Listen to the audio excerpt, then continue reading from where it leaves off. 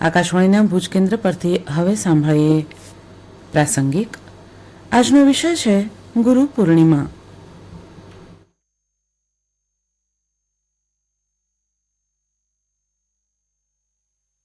ગુરુ પૂર્ણિમાનું હિન્દુ ધર્મમાં વિશેષ મહત્વ છે. દર વર્ષે અષાઢ માસ પૂનમના રોજ ગુરુ પૂર્ણિમા ઉજવાય છે. આ દિવસ ગુરુને સમર્પિત છે. શિષ્ય આ દિવસે તેમના ગુરુની પૂજા કરે છે. તેમજ મહાભારતના રચયિતા ઋષિ વેદ વ્યાસનો જન્મ પણ આ દિવસે થયો હતો. આથી તેને વ્યાસ પૂર્ણિમા પણ કહેવામાં આવે છે. ગુરુ પૂર્ણિમા એટલે ગુરુ અને શિષ્યના પવિત્ર સંબંધો ગાઢ બનાવતું પર્વ. સદગુરુ શિષ્યના જીવનને દિશા આપે છે. ભારતભરમાં ગુરુ પૂર્ણિમાનું પર્વ ખૂબ જ ધામધૂમથી ઉજવવામાં આવે છે.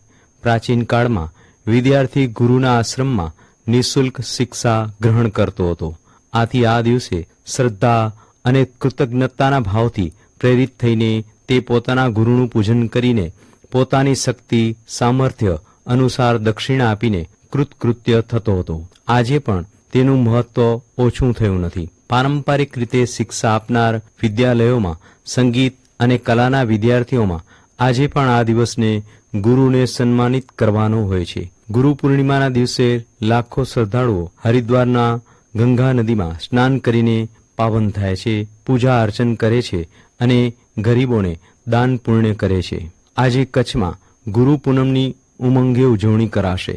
વિવિધ સંસ્થાઓ, શાળાઓ તેમજ આશ્રમોમાં ગુરુ પાદુકા પૂજન સહિતના કાર્યક્રમોનું આયોજન કરાયું છે. આ પર્વ નિમિત્તે દરેક શિષ્ય પોતાના ગુરુને નમન કરી આશીર્વાદ મેળવતો હોય છે. ઈશ્વર અને માતા પિતાની જેમ જ ગુરુનું સ્થાન ઊંચું અને પૂજનીય છે. ગુરુ એ દિવ્ય જ્યોતિ છે જે આપના માર્ગમાં પ્રકાશ રેલાવે છે. જીવન યાત્રાને પાર પાડવા ગુરુ પથદર્શકની ભૂમિકા ભજવે છે. ગુરુ એટલે અજ્ઞાનરૂપી અંધકારમાંથી જ્ઞાનરૂપી પ્રકાશ આપી જીવન નૈયાને તારનાર. બાળક નાનું હોય અને શાળાના પગથિયાં ભરે ત્યારથી ગુરુનું કાર્ય શરૂ થઈ જાય છે.